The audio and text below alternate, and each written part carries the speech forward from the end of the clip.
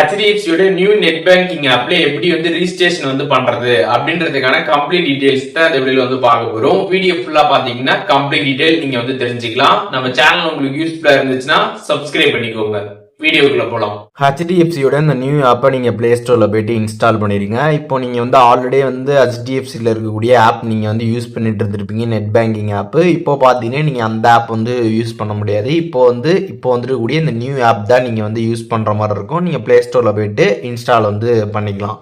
Once நீங்கள் install பண்ணதுமே ஆப்போட இன்டர்ஃபேஸ் பார்த்தீங்கன்னா இப்படி தான் வந்திருக்கும்.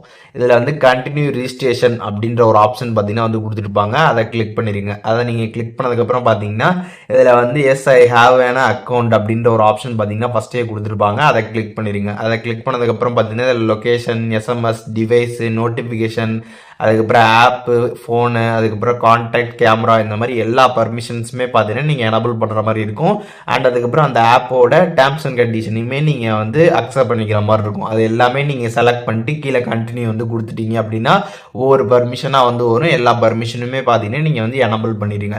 எனபிள் பண்ணதுக்கப்புறம் பார்த்தீங்கன்னா உங்களோட லொக்கேஷன் கேட்டிருப்பாங்க. அதில் இந்தியானா இந்தியா நீங்கள் கொடுத்துட்டு கீழே கண்டினியூ கொடுத்துருங்க. கொடுத்ததுக்கப்புறம் பார்த்தீங்கன்னா நீங்கள் பேங்க்கில் லிங்க் பண்ணிருக்கக்கூடிய மொபைல் நம்பர் உங்கள் ஃபோனில் எந்த சிம்மில் இருக்குதோ அந்த சிம்மை நீங்கள் செலக்ட் பண்ணும். சிம் 1னா சிம் 1, சிம் 2னா சிம் 2, எதில் இருக்கோ அதை செலக்ட் பண்ணிட்டு கண்டினியூ கொடுத்துருங்க. ஒன்ஸ் நீங்கள் கொடுத்ததுக்கப்புறம் பார்த்தீங்கன்னா உங்களுக்கு வெரிஃபை ஆகும். அதுக்கப்புறம் யூபியுமே பார்த்தீங்கன்னா நீங்கள் ஆட் பண்ணுறதுக்கான ஆப்ஷன் காட்டும். அதில் டேர்ம்ஸ் அண்ட் கண்டிஷன் இருக்கும். அதை டிக் பண்ணி எனபிள் நோன்னு கொடுத்துட்டீங்க அப்படின்னா உங்களுக்கு அதுவுமே பார்த்தீங்கன்னா வெரிஃபை ஆயிடும். HDFC நெட் பேங்க்கான அந்த யூபிஐயுமே பார்த்தீங்கன்னா உங்களுக்கு வெரிஃபை ஆகி வந்துடும். ஒன்ஸ் வந்ததுக்கப்புறம் பார்த்தீங்கன்னா உங்களோட கஸ்டமர் ஐடி ஷோ ஆகும். இதில் நீங்கள் பார்த்துக்கலாம். உங்களோட கஸ்டமர் ஐடியை செலக்ட் பண்ணிட்டு கீழே கண்டினியூ ஆப்ஷன் காட்டும்.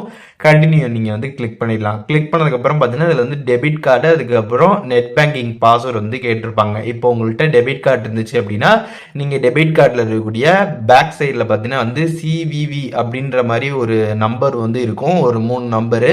அந்த நம்பரை பார்த்தீங்கன்னா நீங்கள் அங்கே என்ட்ரு பண்ணிட்டு டெபிட் கார்டோட அந்த பின் நம்பரை நீங்கள் என்ட்ரு பண்ணிட்டு கண்டினியூ கொடுத்துடலாம்.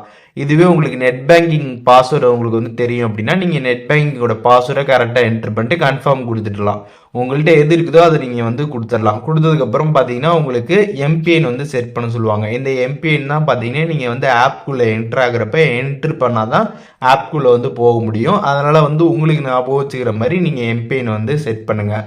அண்ட் மெயின்லி பார்த்தீங்கன்னா எம்பிஎன் பார்த்தீங்கன்னா இந்த 1 2 3 4, அதுக்கப்புறம் பார்த்தீங்கன்னா 4 3 2 1 இந்த மாதிரிலாம் வச்சிங்கன்னா வராது.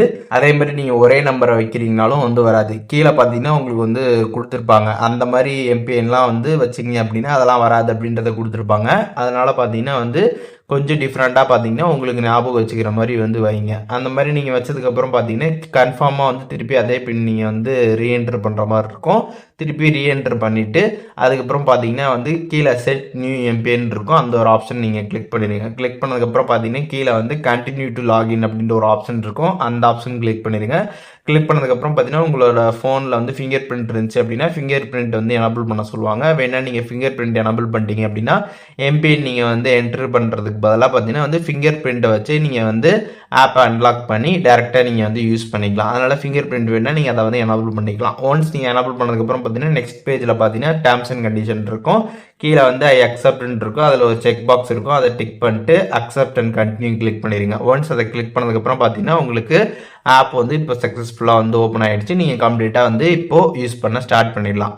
ஸோ இப்போது எப்படி இந்த HDFC நியூ ஆப்பில் நம்ம எப்படி ரிஜிஸ்ட்ரேஷன் பண்ணுறது அப்படின்றதுக்கான கம்ப்ளீட் டீட்டெயில்ஸ் எல்லாமே இப்போ நீங்கள் தெரிஞ்சிருப்பீங்க. இதில் எதுவும் உங்களுக்கு டவுட் எல்லாமே இருந்துச்சுன்னா கண்டிப்பாக கமெண்ட்ஸில் ஷேர் பண்ணுங்கள். நான் எல்லாருக்குமே ரிப்ளை பண்ணுறேன்.